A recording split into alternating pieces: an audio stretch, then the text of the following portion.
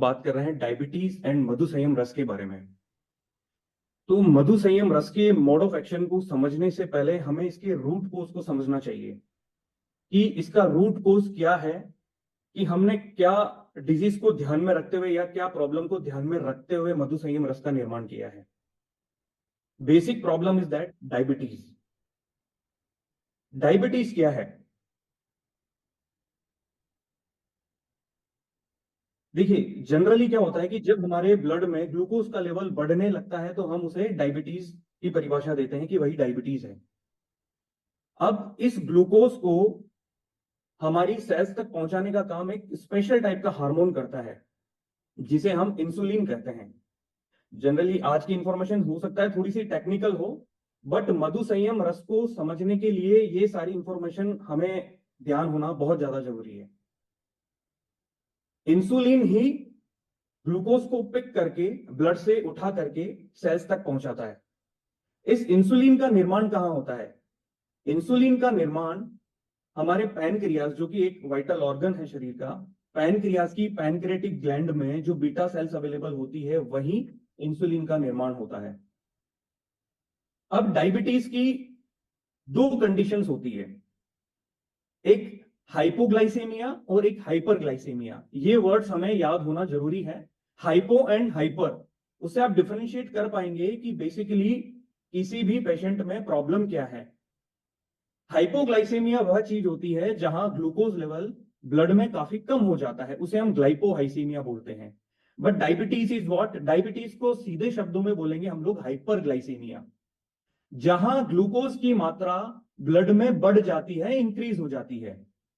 ये बहुत सीधे शब्दों में और बहुत इजी शब्दों में हमें याद रखना है कि जहां ग्लूकोज की मात्रा हमारे ब्लड में बढ़ जाती है उसे हम हाइपरग्लाइसेमिया या फिर डायबिटीज मेलिटस बोलते हैं। डायबिटीज मेलिटस दो टाइप की होती है, टाइप 1 एंड टाइप 2। टाइप 1 क्या होता है? जैसा कि सबको पता है कि टाइप 1 डायबिटीज में जो पैनक्रियाज में बीटा सेल्स अवेलेबल होती है वो इंसुलिन का निर्माण करना बंद कर देती है। उस कंडीशन में क्या होता है कि जो पेशेंट्स होते हैं जो टाइप 1 डायबिटीज से पीड़ित हैं, उन्हें इंसुलिन के इंजेक्शन एक्सटर्नली लेने पड़ते हैं। अब ये किन को इफेक्ट करती है? ये सबसे ज्यादा इफेक्ट करती है चिल्ड्रन को और यूथ को। और बहुत बड़ा रीजन है कि ये एक जनरेशन से दूसरे जनरेशन में भी ट्रांसफर होती है। ये सबसे बड़ा रीजन है। अब हम आते हैं टाइप 2 डायबिटीज पे। टाइप 2 डायबिटीज में क्या होता है? आपके शरीर में इंसुलिन का निर्माण तो बराबर हो रहा है, बट फिर भी ग्लूकोज का लेवल बढ़ा हुआ है। इसके पीछे के क्या रीजन है? इंसुलिन का निर्माण बराबर हो रहा है बट फिर भी ग्लूकोज लेवल बढ़ा हुआ है। कीप इन माइंड दैट इसके पीछे का सबसे बड़ा रीजन यह है कि जो इंसुलिन ग्लूकोज को पिक करके सेल्स तक पहुंचाता है यूटिलाइज होने के लिए एनर्जी में, वो सेल्स देखिए ओवर कैसे कैपेसिटी पे तो काम नहीं कर सकती है। वो एक लिमिटेड मात्रा में ही उस ग्लूकोज को एक्सेप्ट कर सकती है, एब्जॉर्ब कर सकती है। तो जब इंसुलिन का निर्माण बराबर हो रहा है, ग्लूकोज भी आ रहा है, तो इंसुलिन क्या करता है कि इस ग्लूकोज को उठाकर सेल्स की तरफ फेंकता है, ग्लूकोज को पिक किया सेल्स की तरफ ट्रांसफर करता है। तो उस कंडीशन में क्या होता है कि सेल्स ओवर द पीरियड, सालों बाद, एक रेजिस्टेंट बैरियर बना देती है इंसुलिन के अगेंस्ट में। क्यों? इंसुलिन अब चाहकर भी उस ग्लूकोज को जो हमारे ब्लड शुगर में आया है, ब्लड में आया है, उस ग्लूकोज को पिक करके सेल्स तक नहीं पहुंचा पा रही है। सेल्स ने उसके अगेंस्ट में एक वॉल खड़ी कर दी है। सीधे शब्दों में हम लोग ये समझे कि अभी हम लोग जहां बैठे हैं, आप उससे एक सेल समझ लीजिए और आपने दरवाजा बंद किया है और आपके दरवाजे के बाहर की सिचुएशन को आप ये समझ लीजिए कि वहां इंसुलिन फ्लो हो रहा है, वहां हीमोग्लोबिन फ्लो हो रहा है, वहां ब्लड फ्लो हो रहा है।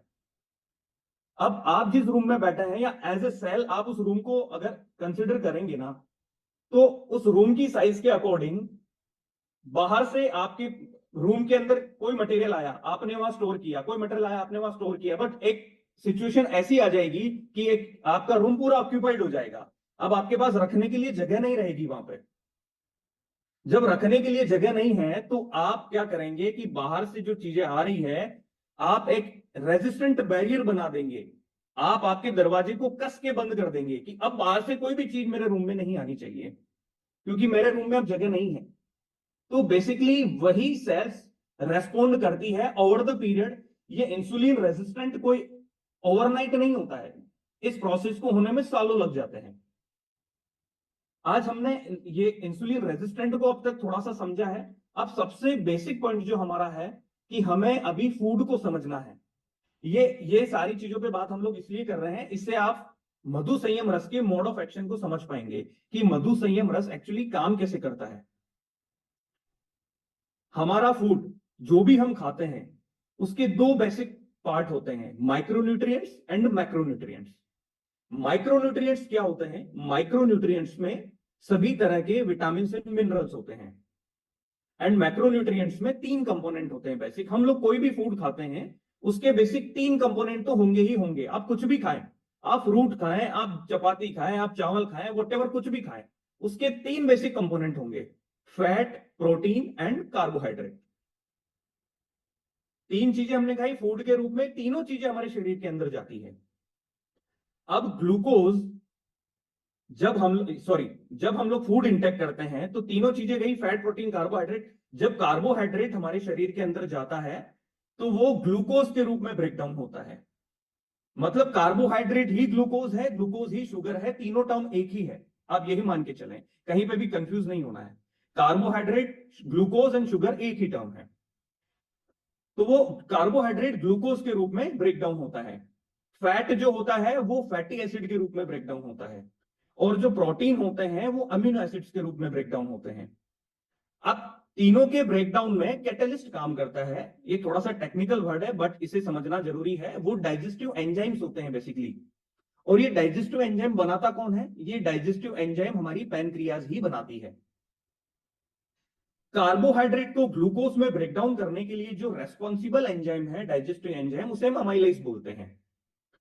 फैट को डाइजेस्ट करने के लिए जो रेस्पॉन्सिबल एंजाइम है उसे हम लाइपेज बोलते हैं। और प्रोटीन को डाइजेस्ट करने के लिए जो रेस्पॉन्सिबल एंजाइम है, हम उसे प्रोटीएज बोलते हैं। अब डायबिटीज में सबसे बड़ा रोल कार्बोहाइड्रेट का है, तो हम फैट और प्रोटीन पे आज बात नहीं करेंगे, हम आज बात करेंगे केवल कार्बोहाइड्रेट पे। क्योंकि मैंने आपको जैसे बताया कि कार्बोहाइड्रेट ही ग्लूकोज है और वही शुगर है। अब कार्बोहाइड्रेट का जो ब्रेकडाउन है वो हमारे मुंह से ही शुरू हो जाता है।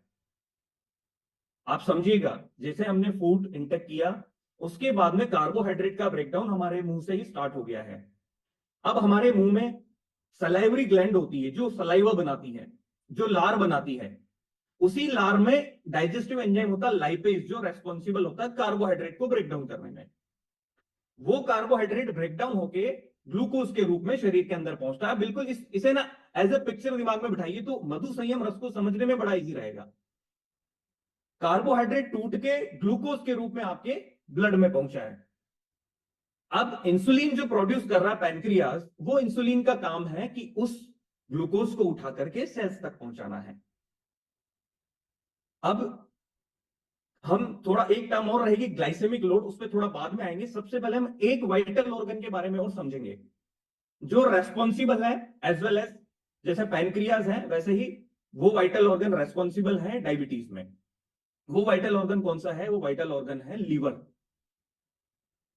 लीवर का स्वस्थ रहना भी बहुत ज्यादा जरूरी है, क्योंकि डायबिटीज की वजह से लीवर खराब हो सकता है, खराब लीवर की वजह से डायबिटीज हो सकती है, वाइस वर्सा है।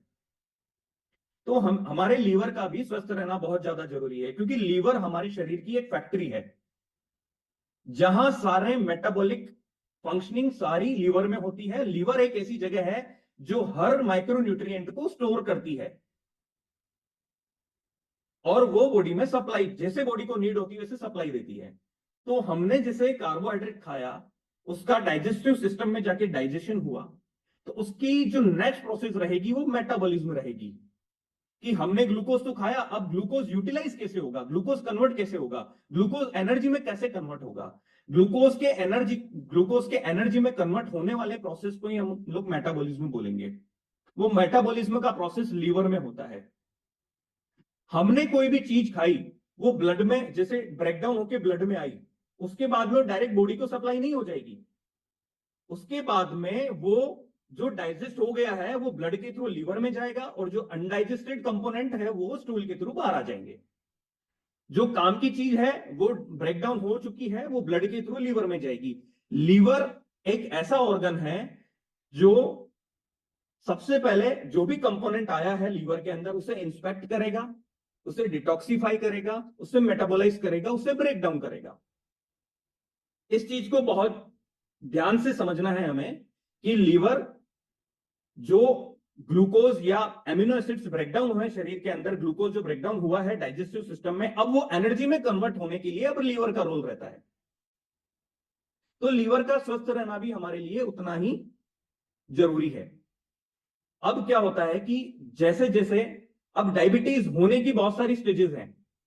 जब डायबिटीज होने लगती है और डायबिटीज का पता चलता है किसी पेशेंट को, तब तक तो उसकी 20% आई विजन तो चला गया होता है,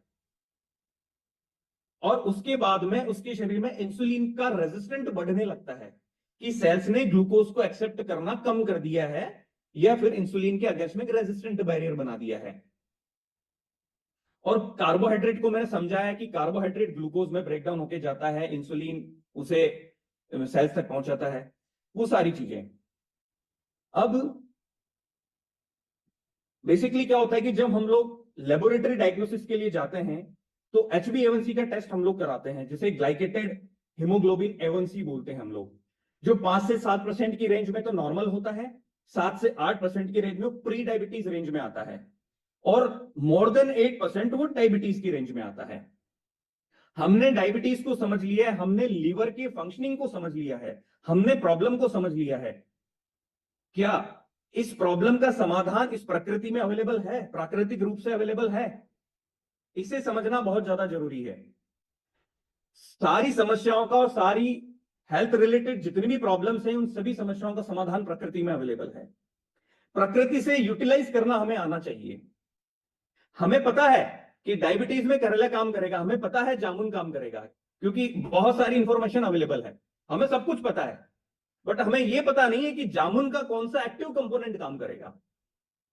हमें यह पता नहीं है कि करेले का कौन सा एक्टिव कंपोनेंट काम करेगा। हमें यह पता नहीं है कि मेथी सीड का कौन सा एक्टिव कंपोनेंट काम करेगा और कैसे काम करेगा। हमें तो लोगों ने बोल दिया है कि जामुन खा लो भाई, डायबिटीज में बड़ा बेनिफिशियल है। हमें बोल दिया एलोवेरा पी लो, हमें बोल दिया आंवला पी लो, बट उसके पीछे साइंटिफिक रीजंस क्या हैं?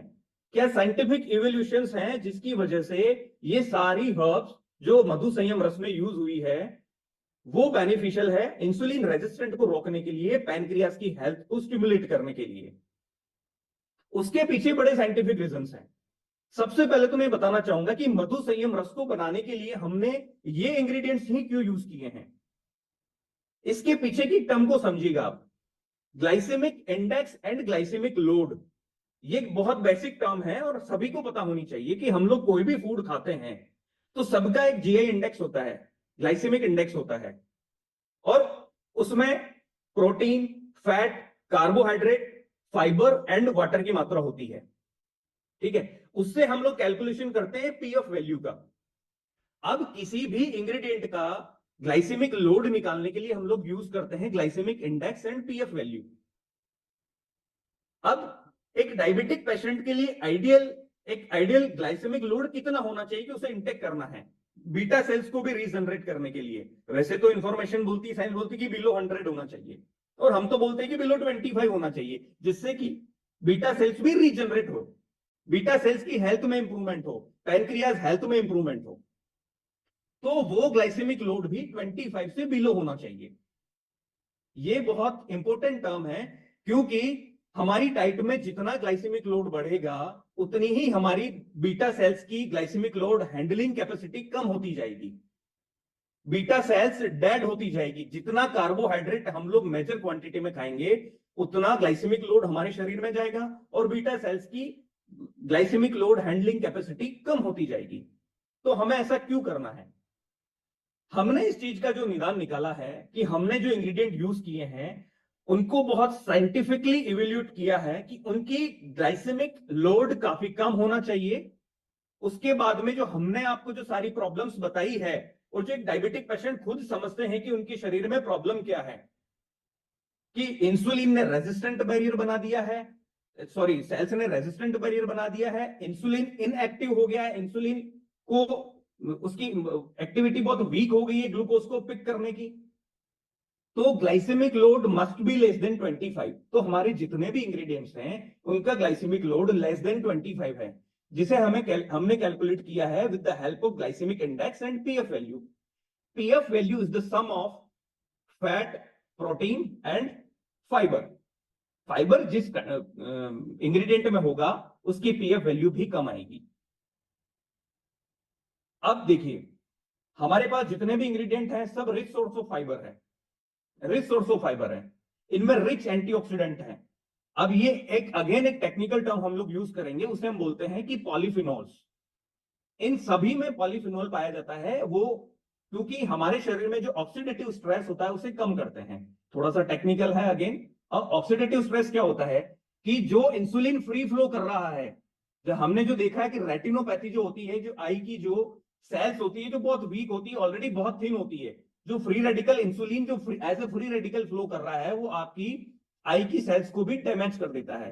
तो इस वजह से रेटिनोपैथी होती है। तो वो फ्री रेडिकल्स को स्टिमुलेट करना, उन्हें कम करना, ऑक्सीडेटिव स्ट्रेस को कम करना, उसके लिए हमें क्या चाहिए? एंटीऑक्सीडेंट चाहिए।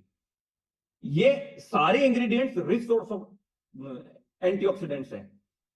जैसा कि मैंने आपको बताया कि हमने ये सारे इंग्रेडिएंट्स नॉर्मली नहीं पिक कर लिए हैं, हमने इनको स्टडी किया है और हमने इनके इफेक्ट्स को देखा है कि इनके जो एक्टिव कंपोनेंट है, जो फाइटोमोलिक्यूल्स है, जो फाइटोन्यूट्रिएंट्स हैं, वो कैसे काम करते हैं डायबिटीज के लिए, इंसुलिन रेजिस्टेंट में। जैसे सबसे पहला इंग्रेडिएंट हम लोग पिक करें तो जामुन। जामुन का जो एक्टिव कंपोनेंट है वो जंबोसाइन है एंड एंथोसाइनिन है। ये क्या करता है, इसका जो एक्टिव कंपोनेंट होता है वो हमारी सलाइवा में, जो मैंने आपको पहले बताया था कि हमारी सलाइवा में एक डाइजेस्टिव एंजाइम बनता है, उसे हम अमाइलेज बोलते हैं, जो कार्बोहाइड्रेट को ब्रेक डाउन करता है। जामुन का वही एक्टिव कंपोनेंट उसी अमाइलेज को ब्लॉक कर देता है। उसको ब्लॉक करने से क्या होता है कि कार्बोहाइड्रेट का ब्रेकडाउन बहुत स्लो हो जाता है और बहुत स्लो रेट पे वो ग्लूकोज में कन्वर्ट होता है। जब आपके शरीर में ग्लूकोज कम मात्रा में जाएगा तो इंसुलिन को भी उतना ही काम करना पड़ेगा, और इंसुलिन उतना ही ग्लूकोज उठा के सेल्स तक बनाए, तो धीरे धीरे सेल्स अपना रेजिस्टेंट बैरियर खत्म करेगी इंसुलिन को लेकर। कि सारा जो काम है कि हमें कार्बोहाइड्रेट के ब्रेकडाउन को स्लो डाउन करना है। ये एक साइंटिफिक इसके पीछे रिसर्च है कि जो हम लोग खा रहे हैं, जो हम लोग इंटेक कर रहे हैं, उस कार्बोहाइड्रेट के ब्रेकडाउन को बड़ा स्लो डाउन कर देना है। ग्लूकोज कम मात्रा में जाएगा, इंसुलिन उसे पिक करेगा और सेल्स तक पहुंचाएगा। सेल्स के पास भी उसकी कैपेसिटी के अकॉर्डिंग ही ग्लूकोज पहुंच रहा है, तो सेल्स अपना रेजिस्टेंट बैरियर धीरे धीरे धीरे धीरे कम करती जाएगी। तो आपके ब्लड में जो शुगर का लेवल आपको अभी दिख रहा है वो धीरे धीरे धीरे धीरे कम दिखेगा ओवर द पीरियड। हो सकता है 15 दिन में कम दिखे, हो सकता है 30 दिन में कम दिखे।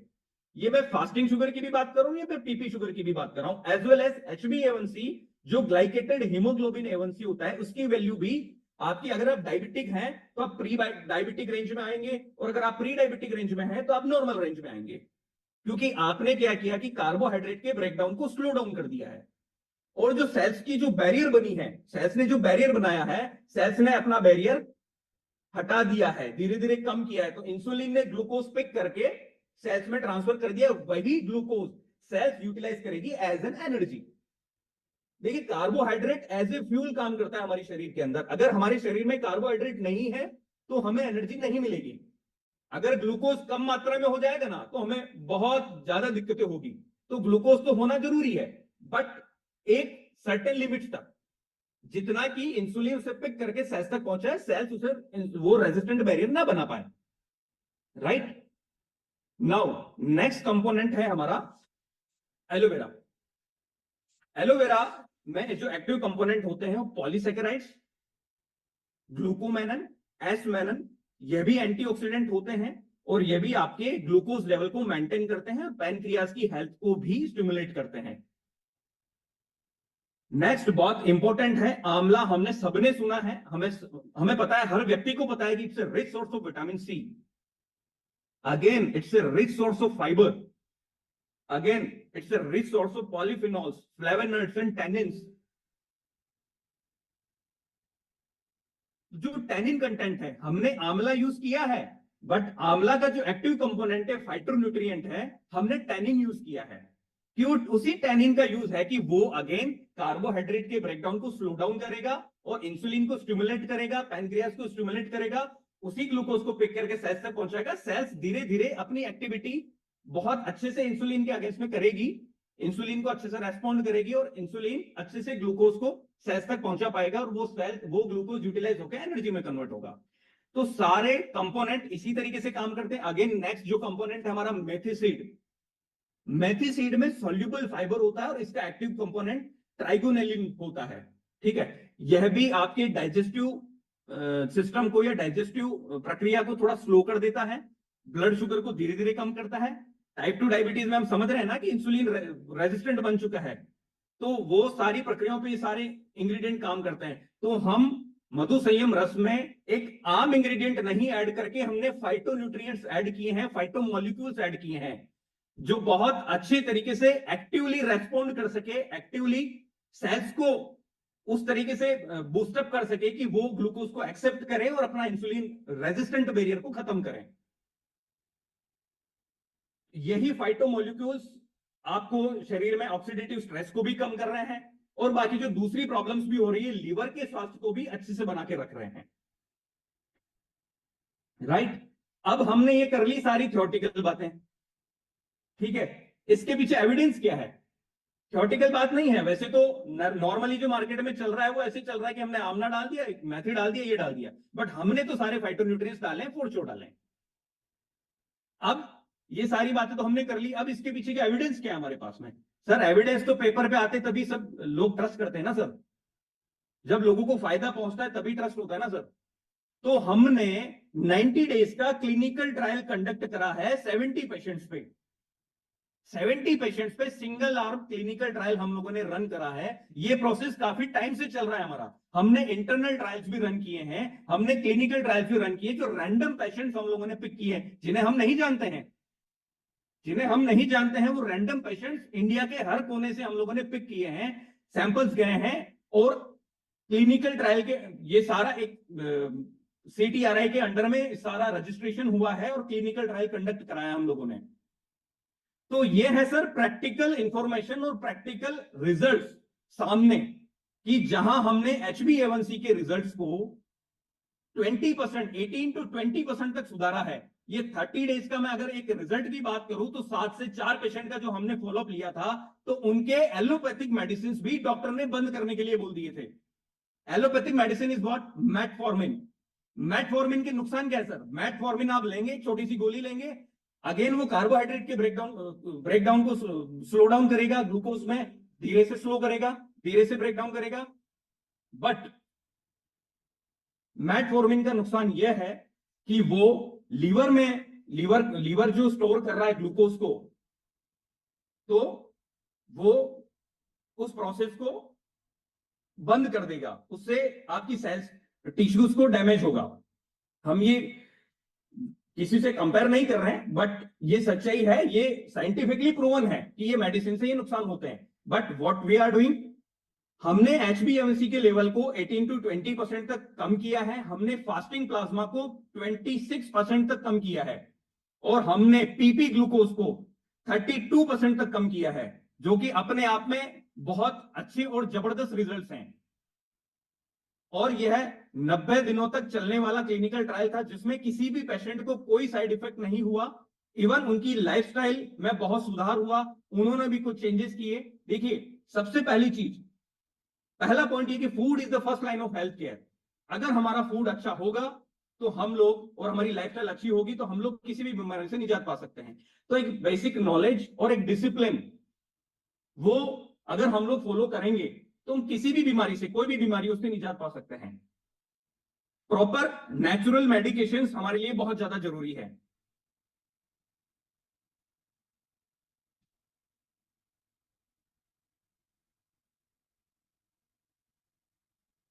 राइट, तो वही सारी चीजें हैं कि क्लिनिकल ट्रायल ने दर्शाया है कि हमारे प्रोडक्ट ने बड़े जबरदस्त रिजल्ट्स दिए हैं। ये सारा हमने आपको बताया। अभी इसके बाद में कोई भी क्वेश्चन हो तो आप पूछ सकते हैं। प्रोसेस तो सर पता, लेकिन सर इसको लेना कैसे है जी, किन समय कैसे लेना है? राइट सर, देखिए ये एक मेडिकेशन आयुर्वेदिक है, ये एक तरीके से एक रस है, ये आपके वेलनेस का, आपका एक वेलनेस पार्टनर है। ठीक है, इसे यूज ऐसे करना है कि किसी भी आयुर्वेदिक मेडिसिन को हम जैसे यूज करते हैं किसी भी रस को, तो हमें एम्प्टी स्टोमक लेना है इसे 30 ml morning and 30 ml evening with warm water. और कीप इन माइंड दैट कि आपको आधे घंटे का खाने पीने का गैप रखना है बीच में, जो कि आयुर्वेदिक पद्धति बोलती है कि आपको एटलीस्ट 30 मिनट्स तक कुछ भी खाना नहीं है।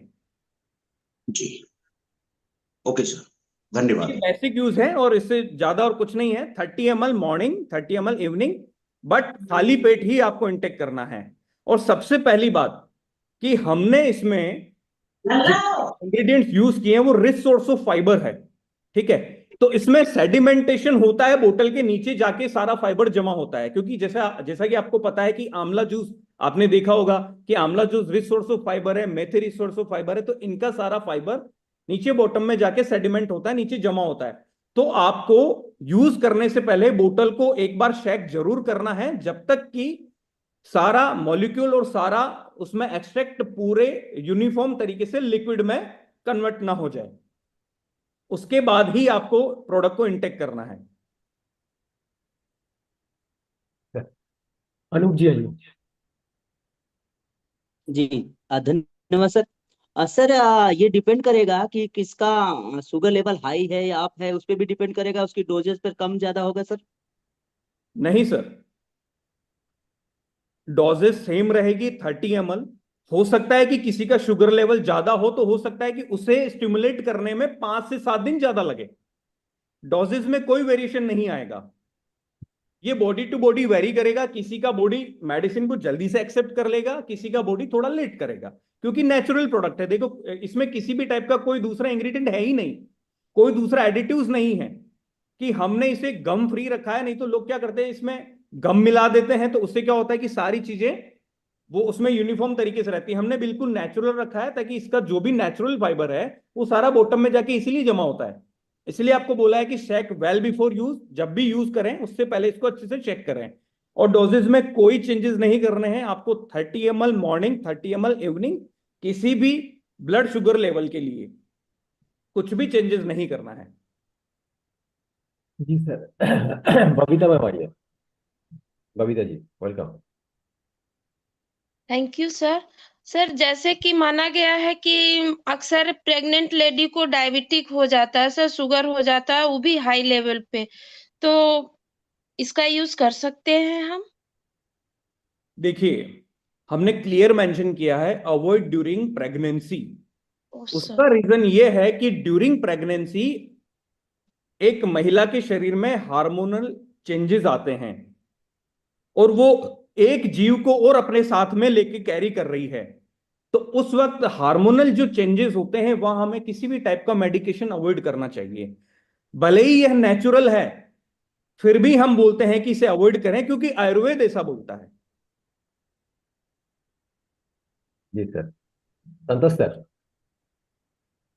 संतोष जी। जी सर, धन्यवाद सर, रिस्पेक्टेड सर को प्रणाम। और सर, जैसे इसमें हम लोग कुछ इसको लेते वक्त कुछ परहेज भी हम लोग रखेंगे कि इसके साथ ये नहीं लेना है। अ, ये एक क्वेश्चन था सर, छोटा सा। बिल्कुल सर, ये छोटा नहीं सर, बहुत इंपॉर्टेंट क्वेश्चन है ये। जी हम आपको परहेज का नहीं बोल रहे हैं, मैं केवल दो टर्म बोलूंगा आपको: जानकारी और अनुशासन, नॉलेज एंड डिसिप्लिन। आपकी लाइफस्टाइल को बहुत अच्छे से मैनेज करना है आपको, ठीक है। क्या होगा, फूड को मैनेज करना है, पहले फूड को समझना है। इसीलिए सर मैंने थोड़ा टेक्निकली आप लोगों को बताया था कि हम लोग जो फूड खाते हैं ना, उसी में सब कुछ होता है, ठीक यस। है। फूड को मैनेज करना है, हमें नॉलेज होना चाहिए, और आगे हमें सही नॉलेज को ही स्प्रेड करना चाहिए, और सही नॉलेज को ही ग्रैप्स करना चाहिए। और हमें हमारी लाइफस्टाइल में एक प्रॉपर डिसिप्लिन तो एडॉप्ट करना ही करना है, परहेज नहीं करना है। बट जब भी आप डोजेज लें, तो उसके साथ में आप ये जरूर ध्यान रखें कि आधे 1 घंटे तक या फिर एटलीस्ट 30 मिनट्स तक कुछ भी दूसरी चीज इंटेक ना करें। और देखिए, परहेज करेंगे कोई ऐसी चीज का जो बहुत ओवर कार्बोहाइड्रेट है, जो ऐसी चीज जो ऑलरेडी पॉइजन है, तो उन सब चीजों का तो परहेज आपको वैसे भी करना चाहिए। वो तो एक स्वस्थ व्यक्ति को भी नहीं खाना चाहिए।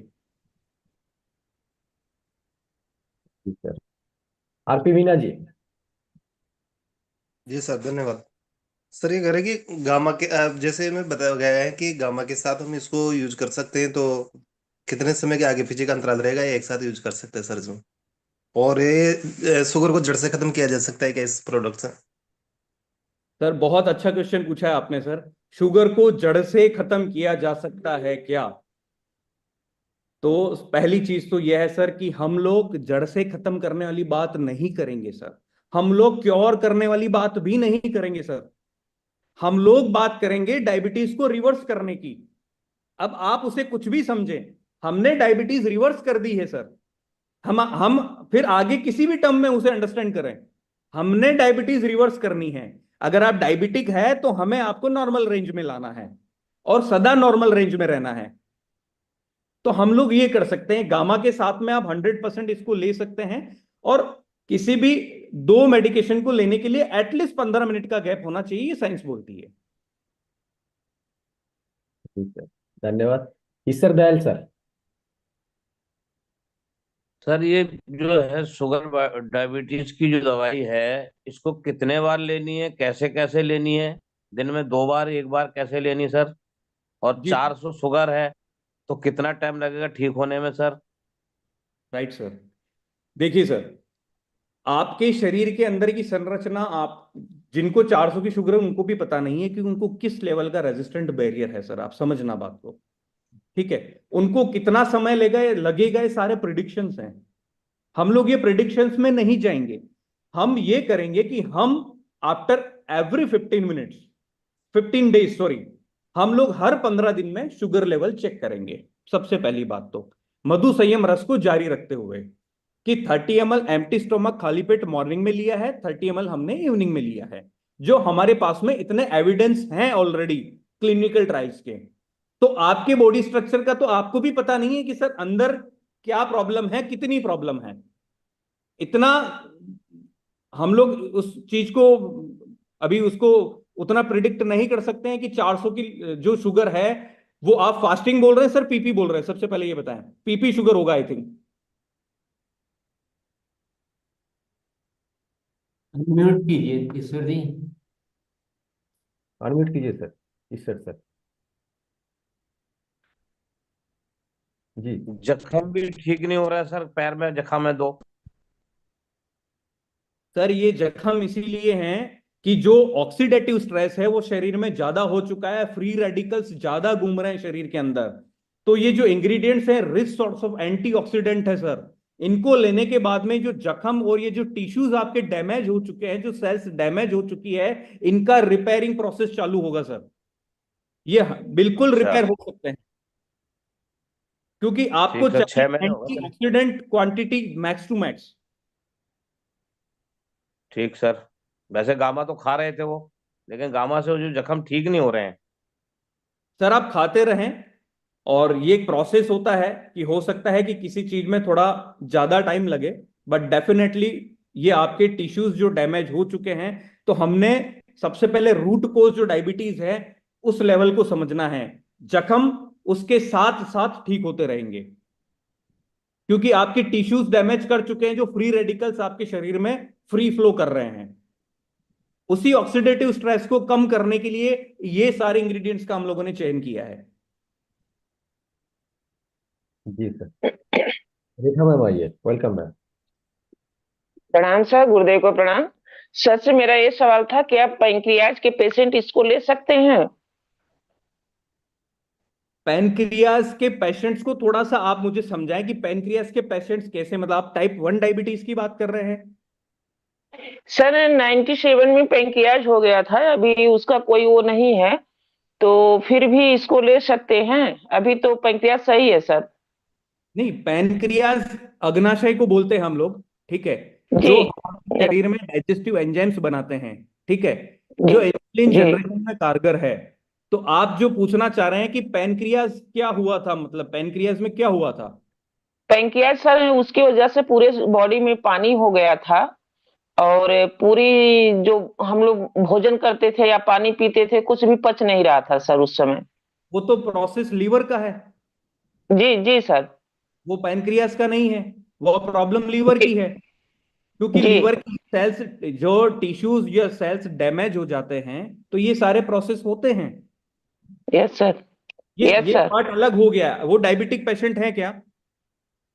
नहीं सर, डायबिटीज नहीं है। डायबिटिक नहीं है ना, तो उनके लीवर नहीं डैमेज का कोई और कारण है। वो स्मोकिंग हो सकता है, अल्कोहल हो सकता है। नहीं सर, उस समय तो कोई ना अल्कोहल था ना वो स्मोकिंग था, कोई कुछ नहीं सर। उनको हेपेटाइटिस बी हो सकता है, अगर जहां तक मैं समझता हूं कि यस। हेपेटाइटिस बी की वजह से भी लीवर डैमेज होता है, जिसे लीवर सिरोसिस भी बोलते हैं। तो एक कंडीशन ऐसी आती है कि लीवर फाइब्रोसिस से आगे जाके लीवर सिरोसिस हो जाता है। और इसके लिए आप ज्यादा अच्छा रहेगा कि आपकी जो डायग्नोसिस रिपोर्ट्स हैं वो अपने लोकल डॉक्टर को दिखाएं, कि यहां बैठ के हम जस्टिफाई नहीं कर सकते उस चीज को। आशा सिंह सर आइए। Thank you very much sir, बहुत बहुत धन्यवाद सर।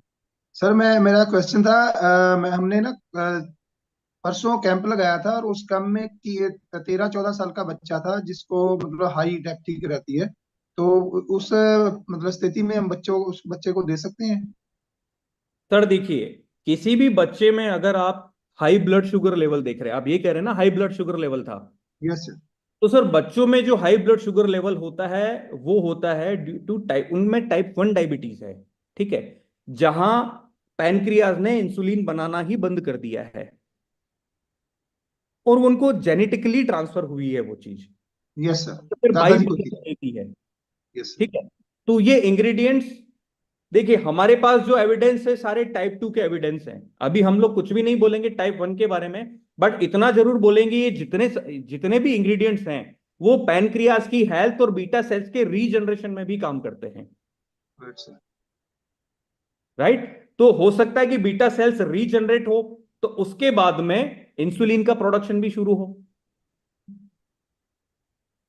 ठीक है सर, काफी सारा एविडेंस है ऑलरेडी जहां बीटा सेल्स रीजनरेट हुई, क्योंकि बाई बर्थ ईश्वर ने हमें 20 लाख बीटा सेल्स दी है। ठीक है, फिर धीरे धीरे धीरे धीरे क्या होता है कि ओवर द पीरियड वो बीटा सेल्स का क्वांटिटी कम होता जाता है। उसका बहुत बड़ा इंपैक्ट जो होता है वो होता है ग्लाइसेमिक लोड का, जो हम लोग फूड इंटेक कर रहे हैं। तो बीटा सेल्स को रीजनरेट करने के लिए भी ये इंग्रेडिएंट्स का बहुत बड़ा रोल है, बट हम लोग इसमें कोई क्लेम नहीं कर रहे हैं टाइप 1 डायबिटीज में। But we have sufficient evidence in type 2 diabetes, जहां इंसुलिन ने सेल्स ने इंसुलिन के लिए रेजिस्टेंट बैरियर बना दिया है। उसको हम लोग बिल्कुल दावे के साथ कह सकते हैं वहां काम कर रहा है प्रोडक्ट। ठीक है, आनंद सर आइए, आनंद कुमार जी। क्या स्वस्थ व्यक्ति इसको ले सकते हैं? आज जो व्यक्ति इंसुलिन का सुइया ले रहे हैं, क्या करें उनके साथ? सर स्वस्थ व्यक्ति को डेफिनेटली लेना चाहिए, क्योंकि स्वस्थ व्यक्ति कब प्री डायबिटिक की पोजीशन में चला जाएगा, कब डायबिटिक की पोजीशन में चला जाएगा, कोई कह नहीं सकता है। स्वस्थ व्यक्ति को बिल्कुल लेना चाहिए, क्योंकि जैसा कि मैंने आपको बताया, अगेन मैं रिपीट कर रहा हूं, ये सारे ingredients rich source of fibre है, रिच सोर्स ऑफ एंटीऑक्सीडेंट्स हैं। आपके शरीर में ड्यू टू योर फूड बहुत सारे फ्री रेडिकल्स होते हैं, तो उन्हें शांत करना जरूरी होता है, नहीं तो वो ऑक्सीडाइज होकर आपकी सेल्स को डैमेज करना शुरू कर देते हैं।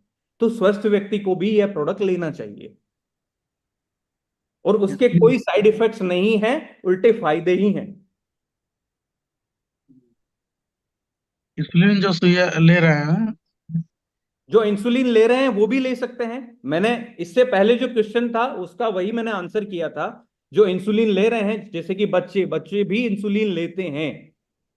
जो टाइप 1 से पीड़ित हैं, जहां बीटा सेल्स इंसुलिन नहीं बना रही है, तो वो बच्चे भी इंसुलिन लेते हैं और वो पेशेंट इंसुलिन लेते हैं। मैंने 3 लोग बताए थे आपको, चिल्ड्रन, यंग पीपल, और ये 1 जनरेशन टू अनदर जनरेशन जो डायबिटिक ट्रांसफर होती है वो टाइप 1 होती है, जिन्हें इंसुलिन एक्स्ट्राली लेना पड़ता है। तो उस कंडीशन में भी ये प्रोडक्ट लिया जा सकता है, क्योंकि ये बीटा सेल्स के रीजनरेशन में भी हेल्पफुल है। बट अगेन हम लोग क्लेम नहीं कर रहे हैं टाइप 1 डायबिटीज में। आरपी गुप्ता जी आइए, वेलकम। जी सर। सर इसमें कोई एज वेरियर है क्या? कौन सा एज से कौन सा एज तक लेना चाहिए? देखिए, वैसे तो अगर हम बात करें तो हमने जो प्रोडक्ट डिजाइन किया है वो हमने एडल्ट्स के लिए किया है, राइट। जी तो हम जी लोग यही चाहेंगे कि जो 15 साल से ऊपर की आयु वाले लोग हैं वही इसका सेवन करें। Okay sir. यस। जी प्रशांति मैम आइए। सर धन्यवाद। सर मेरा डायबिटीज है, मैं गामा के साथ दवाई ले रही हूँ, तो इसको लेने से पहले दवाई को छोड़ देना ना, तीनों को लेना चाहिए? दवाई भी ले रहे हैं आप? जी। देखिए, इस कंडीशन में आपको क्या करना है, आपको पैरेलल में तीनों चीजें शुरू करनी है। ठीक है, आपको इफेक्ट दिखना शुरू होगा, उसके बाद में आपका डिसीजन रहेगा कि आपको दवाई छोड़नी है कि नहीं छोड़नी है। आपका मन खुद कहने लगेगा कि आपको क्या छोड़ना है। हर व्यक्ति उस चीज से दूर भागता है और नेचुरल इंग्रेडिएंट्स यूज करना चाहता है। अगर आपको नेचुरल इंग्रेडिएंट्स फायदा पहुंचा रहे हैं तो आप किसी और चीज के पीछे क्यों जाएंगे? कलाप्राण सर। सर मेरा सर से 2 सवाल था। एक सवाल का मुझे मिल गया जवाब। जैसे टाइप 1 डायबिटीज के लिए सर ने बोल दिया कि यहाँ पे बैरियर नहीं है सर, लेकिन उनको अगर हाई ग्लाइसेमिक इंडेक्स प्रोडक्ट खिला के जो एडल्ट हैं तो उनको देने से क्या उनका टाइप 1 डायबिटीज भी तो कुछ ना कुछ तो हो सकता है सर? पहला question. Sorry, type 1 high glycemic index क्यों देना है? नहीं सर, हाई ग्लाइसेमिक इंडेक्स जो फूड है उनका, उसको कम करा के अगर हम इसको दें तो काम तो कर सकता है हम। सर बट टाइप 1 डायबिटीज में आपकी बीटा सेल्स ऑलरेडी डेड हो चुकी है। ये चीज तो पहले ध्यान रखने की होती है जब हम लोग शुरू से लो ग्लाइसेमिक इंडेक्स का फूड इंटेक करें। जब आपकी बीटा सेल्स डैमेज हो चुकी है तो उसे रीजनरेट करने के लिए, उस रीजनरेशन प्रोसेस के लिए आपको नेचुरल इंग्रेडिएंट्स का सहारा लेना पड़ेगा। और उससे पहले तो सबको पता है कि इंसुलिन के इंजेक्शन लेने ही पड़ते हैं, क्योंकि शरीर को एनर्जी चाहिए ना। शरीर एनर्जी लेगा कहां से? बिल्कुल। अगर इंसुलिन नहीं है तो वो ग्लूकोज सेल्स में ट्रांसफर नहीं हो पा रहा है। तो हमें अगर इमीडिएट इंसुलिन चाहिए तो इमीडिएट इंसुलिन के लिए तो क्या होगा? इंजेक्शन होगा, क्योंकि इंजेक्शन क्या होता है? डायरेक्ट ब्लड में पहुंच जाता है, उसका इमीडिएट इफेक्ट होता है। ये एक थ्योरी है फर्स्ट पास मेटाबॉलिज्म की, कि हमने कोई भी, आप समझना इस चीज को, हमने कोई भी मेडिसिन ली है तो सबसे पहले वो हमारे डाइजेस्टिव सिस्टम में जाके उसके बाद में वो लीवर में जाती है। ये चीज मैंने आपको बताई थी, वो मेटाबॉलिज्म प्रोसेस है। लीवर उसे इंस्पेक्ट करता है, डिटॉक्सिफाई करता है, ब्रेक डाउन करता है। ठीक है, तो हमने कोई दवाई ली तो सबसे पहले लीवर के थ्रू होके गुजरेगी। लीवर उसे इंस्पेक्ट करेगा कि ये टॉक्सिन है तो उसे डिटॉक्सिफाई कर देगा, वो काम की चीज है तो फिर बॉडी में स्प्रेड करेगा उसे। तो इंजेक्शन इसलिए लिया जाता है कि तुरंत ब्लड में पहुंच जाता है और लीवर की फंक्शनिंग को बाईपास कर दिया जाता है, तो इमीडिएट इफेक्ट दिखता है। दूसरा सर सर यहाँ पे हाइपोग्लाइसीमिया वाले जो मरीज होते हैं क्या वो इस प्रोडक्ट को ले सकते हैं सर? नो, हाइपोग्लाइसीमिया के मरीज वैसे भी बहुत कम होते हैं जिनमें लो ब्लड शुगर होता है। लो ब्लड शुगर के पेशेंट्स को तो आपको ग्लूकोज की डोज देनी होती है, ग्लूकोज के शॉट्स लेने होते हैं, उनको तो ग्लूकोज चाहिए ना।